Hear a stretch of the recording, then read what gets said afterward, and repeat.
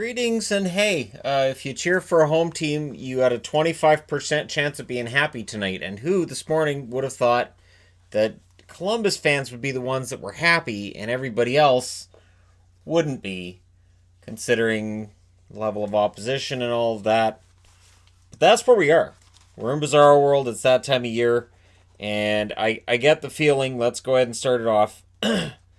Vancouver. Their road record is concerning. And I've certainly had my share of Canuck fans come out and say, "Oh, you don't believe in the team. You're not a fan because you're down on them, and there's too much criticism." Because they'll come home from this, and they may very well win a couple at home. I'm going to the game against the Islanders next week, hoping for a win there. But in all honesty, this is a team that has trouble playing a full 60 minutes, and that's understandable with a young team.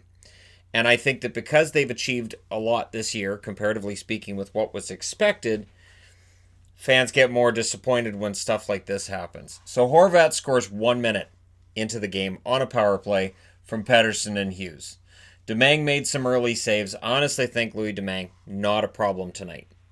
Petersen then scores from Myers and Miller at 7:08. Nice deflection, nice goal. They're up 2-0. Columbus, a defeated team that's won one out of their last 12 games. It's been a long time since Columbus had a really good feel-good game, and it looked like tonight was going to be another one. Korpisalo denied Virtanen, but the shots were 10-5 for the Canucks halfway through the period. But seconds after I wrote that, Stenlund scores from Nash and Nudavara at 10 minutes and 1 second. So, Columbus starts pushing for the tie. They started looking pretty good. Domingue then denied Wenberg. The momentum, though, was all Columbus after it was 2-1, and the shots evened up as the period went along. In fact, they were ahead by the end of that period. Korpisalo denied Toffoli. There was a late power play for the Canucks, unsuccessful, but the Canucks feeling pretty good, up 2-1 after one period. Second period, early, and this is where the Canucks have been having trouble on this road trip tonight. They get it. It's JT Miller from Petersen at 1 minute and 12 seconds. So Miller with a goal and an assist. It actually ended up, one of those assists ended up being his. I think they took it away from Hughes and gave it to Miller because they said 3 points for him. Petersen had a goal and 2 assists as well. Here we go. They're going to be in your 3 stars, right? No. And that really took the crowd out of it. Columbus was showing their frustration. You could see Foligno wasn't happy and Tortorella didn't look happy, and this is a miserable experience. Solid game for Domingue. Korpisalo stopped Eriksson. Everything looked pretty good. Matteau then had a fight with McEwen. And again, it feels like, all right, Columbus is trying. They're not getting that spark, though. Toffoli then had a tip in front that was stopped. But after 2 periods, Vancouver's leading in the shots. They're leading in the scoring opportunities. They're leading in every category you want to, especially the score. 3-1 entering the third. And in the third period, it was a very uneventful first 5 minutes. Exactly what you want. You're on the road, you're up by 2. Make it as boring as possible. Take the crowd out of it. Take the team out of it. Whatever you got to do. Strong third period for Korpisalo, which looked like it really didn't matter early. Mott hits the post. Not long after Mott hits a post, Riley Nash scores from Murray and Werenski at 12 minutes and 39 seconds. Keep in mind, Ryan Murray making a return to the lineup today after a long time out. I think it was 34 games, something along those lines. Columbus then get their first power play. Dubois would hit a crossbar. Not long after, Werenski scores his 20th of the season. He is the first Columbus defenseman to hit 20 goals, power play goal, from Stenlund and Dubois at 15:06. So what do the Canucks do? They take another penalty. Another power play for Columbus. And at this point, I was thinking, all right, just get it to overtime, get a point. You have to get a point. Considering what else has been going on in your division lately, you need to get a point. Calgary got 2, get a point. Bemstrom scores the power play goal from Savard and Murray at 18:23, total meltdown. Absolute, complete, and total meltdown. And I know there are going to be Canuck fans pointing the finger at Domingue, the same as they pointed the finger at Demko. You have to look at this defense. The defense was just allowing shots from all over at that point in the game, and there was no shutdown in progress, and they just looked lost. Once Columbus got that goal at 12:39, the game was done. I don't understand what happened, but the game was done. The empty netter is added by Nyquist from Foligno and Gavrikov at 19:39, and Columbus says, hey, thanks, you guys left the door open. We kicked it down. we took care of it. Columbus takes care of business. They win at 5-3. Who knows? Maybe they look back on this game a month from now and say, we made the playoffs in part because the Vancouver Canucks led us back into a game we really had no business winning. Domingue saves 30 out of 34 in the loss. Korpisalo saves 36 out of 39 in the victory. The power plays, Vancouver goes 1 for 3. Columbus scored on both. So, yes, they missed Markstrom. Yeah, it's a big deal. Markstrom was stealing games, and they don't have anybody stealing games right now, and that's a problem. 3 stars were Werenski, Nash, and Bemstrom. I normally would say, hey, the Canucks deserved a star because they were up 3-1 at 12:39. Not today, not in this one. Full marks to the Columbus players for not giving up and saying, hey, if you're going to leave those spots open, you're going to let us tee up, we're going to tee it up, and we're going to score. The shots were 16-14 in the first in favor of Columbus, 18-11 Vancouver in the second, 8-7 in the third in favor of Columbus. So yes, 4 out of 8 shots went in, 3 out of 7 with a goaltender in the net. Up until then, Domingue's numbers were fantastic. The shots are 39-35 in favor of Vancouver. A lot of soul searching, and again, the inability of the Canucks to perform on the road is troubling. And if you're a Canuck fan, you're going, I'm not worried. I don't know. I don't know. I don't know what to say, because if this doesn't worry you, I don't think anything will. Next game on the map here on the board is Washington in against Minnesota. Strong start for Minnesota. Really strong start. They get 3-0 shot lead, and then Donato scores from Suter at 3 minutes and 1 second. So Ryan Donato on the board, and they jump on a Caps team that had lost 4 in a row on the road, which is the first time this year that's happened. Pretty sure on that one. There were no shots for the Capitals at that point. They get a power play. It turned into a 5-on-3 for 1 minute and 18 seconds. You can't give Washington a 5-on-3 for 1 minute and 18 seconds because Ovechkin scores goal number 702 from Backstrom and Karlsson at 7:21. And once they got their opening, much like Columbus, they took advantage. Panik would score from Hagelin at 10:28. They weren't ready for that. And then 31 seconds later, Ovechkin gets goal number 703 in his career from Kuznetsov and Kovalchuk. So Kovalchuk with his first point as a member of the Washington Capitals, and it's 3-1. The Wild would get a power play shortly thereafter, and they do take advantage. It is Fiala scoring that power play goal from Spurgeon and Hunt at 13:13. So Fiala, who had an excellent month of February, is off to an excellent start for March as well. Things got kind of punchy after that point. These teams didn't like each other very much. Considering they haven't seen each other all year, they got familiar fast. Post for Oshie, then Hartman had a fight with Dillon. I thought it was very gentlemanly the way they did it. All right, we're going to have a fight. I'll just get you out here. We'll take you away from the rest of the group. I wouldn't want to throw a punch and hit the wrong guy, so we'll just get you. All right, now drop the gloves and go. And then Kovalchuk, who kind of started the whole thing, gets a double minor for roughing. So again, it's one of those weird things where you go, all right, 5 for fighting, and there's a double minor. Oh, Kovalchuk gets double minor for roughing. So we go into the second period, and that double minor was killed off. So that's important for Washington. Ovechkin had a chance that was deflected out, and there's more unpleasantness. The shots were lower in that period than in the first and the third, and just in general, these teams deciding, we don't like each other, we're going to make sure that those guys know we don't like them. Power play for the Wild, unsuccessful, so we go into the third, still in a 3-2 game. Wilson would score early, 40 seconds in from Ovechkin and Kuznetsov. I'm sure everybody was expecting Ovechkin to go for the hat trick. Hey, if he can dish it off to Wilson, he will. So that made it 4-2. The Wild pushed it around the 4.5-minute mark. Holtby stopped Zuccarello, and I thought this was a really good game for Braden Holtby. I thought he played pretty darn well. And he doesn't get into the 3 stars, but I thought he played pretty darn well. Parise scores from Fiala at 12:53. That's a power play goal. That makes it a 1-goal game. So things get kind of tense. Stalock stopped Karlsson. They would pull the goaltender with a minute left, but Minnesota can't quite get it done. Holtby holds the fort, makes 37 saves on 40 shots in the victory. Stalock saves 26 out of 30 in the loss. Your 3 stars are Ovechkin, Fiala. Ovechka would be a combination of Fiala and Ovechkin in some kind of weird... That's not a thing. And Wilson's 3rd star. Shots 15-11 in favor of Minnesota in the first, 9-8 in favor of Washington in the second, 17-10 for Minnesota in the third. So Minnesota played very, very well. comes out on the short end. Final shots 40-30 in favor of Minnesota. Washington 1 for 2 on the power play. Minnesota 2 for 4. I still like Minnesota's odds of making the playoffs, though this result is disappointing because it takes out one of those games in hand that they had. This is where when people say, well, my team's got games in hand on that one, you got to win them. You have to win the games in hand. It doesn't matter if you don't win them. So it's great. You can have 40 games in hand, but if you lose 38 of them, then it doesn't matter. Next on the board is New Jersey in against the Anaheim Ducks. It's honestly, I'm kind of surprised I'm not wearing New Jersey. I felt that what happened here was, see, there's two goalies I was kind of proud of tonight. And first off, hats off to Corey Schneider.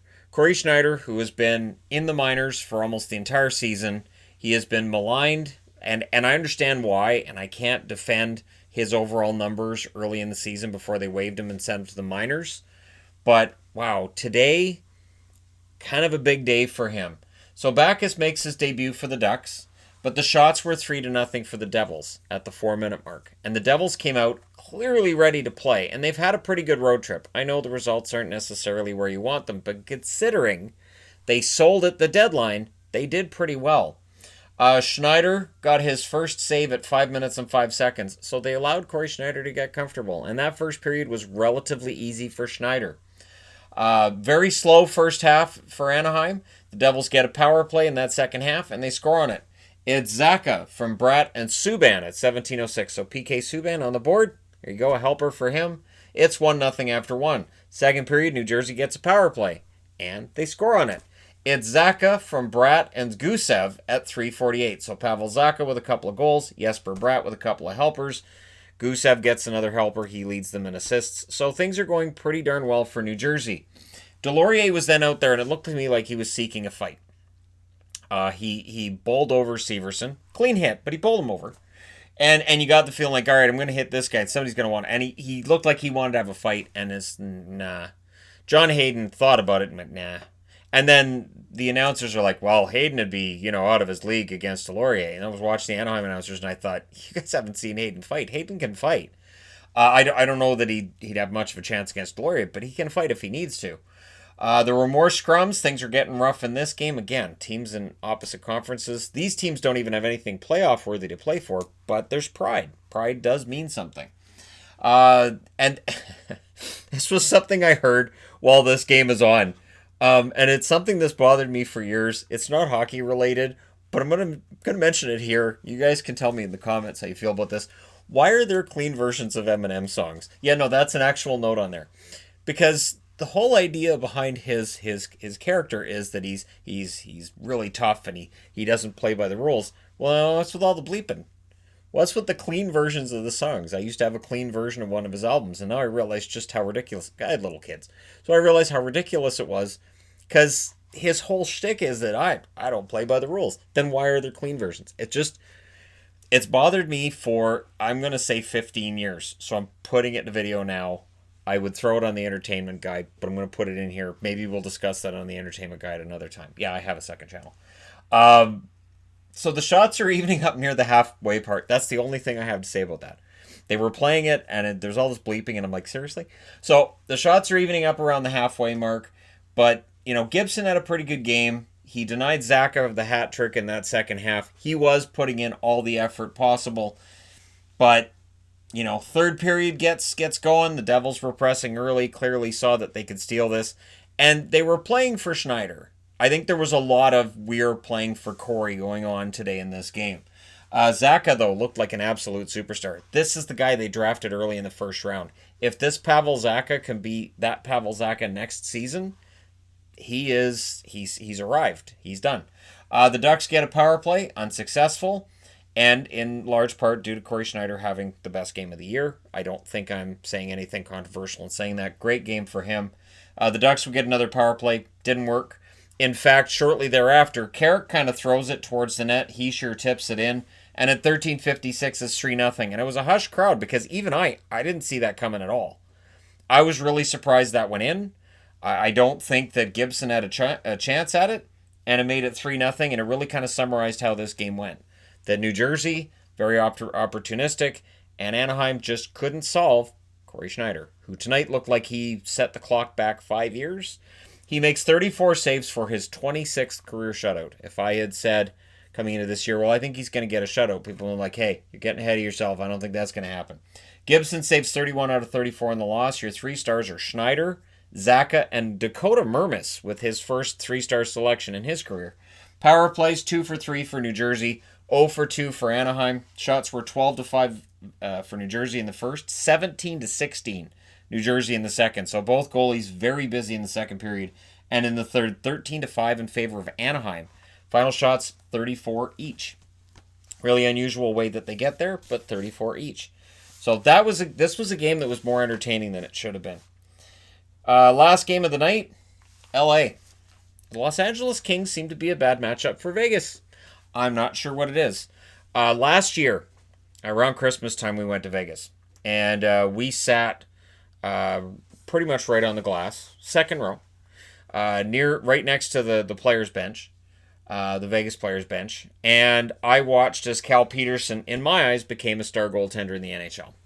I watched Petersen in that game, and I thought, that kid is ready. He's good. Now, at the start of this year, I talked about how it didn't make any sense to me that the Kings sent him down, and I've seen people explain why. But here's the thing. I do wonder how many games have the Kings lost due to goaltending being where if they'd had Petersen, they might have won them. And I don't think we know the answer to that. But tonight, Petersen is the story. He loves playing in Vegas. He was a top 3-star when I saw him in Vegas last year. And even though I am in no way a Kings fan, I became a Petersen fan before that game. And after that game, it went up a lot. This kid is very, very talented. Now, the Blue Man Group was there. They showed them before the game. I always think Blue Man Group looks weird wearing Vegas Golden Knight jerseys. And of course they're going to wear Vegas Golden Knight jerseys. They are in Vegas all the time. But it just looks strange.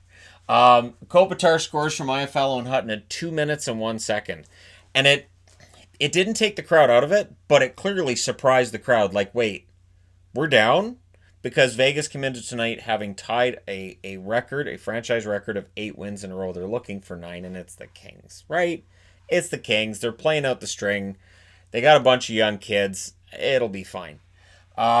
Wagner drew a Kings power play after that. And on the power play, a team that's had problems with its power play all year, it worked tonight.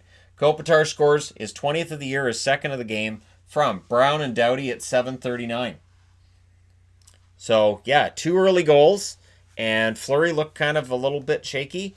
Fleury would then deny Velarde, so Velarde decided, I'm going to get in on the fun, and didn't quite get in there, but another good game for Velarde tonight. Power play for Vegas. Brown then had a break that was denied, and Doughty on the same play got a goalie interference call, so Vegas goes to the power play. However, as they're waiting for the power play, on the delayed power play, Vegas takes an interference penalty as well, so it actually becomes a 4-on-4. Breaking one of those rules. It's a delayed penalty, get it to the other team, keep your nose clean, but it becomes a 4-on-4. Petersen then denied William Karlsson. That would happen a lot in this game. So we go to the second period with a 2-0 LA. Fleury denied Brown early on. Strong Vegas push. Stastny's denied. That Stastny shot, you could tell the crowd was electric. They figured that was going in on Petersen.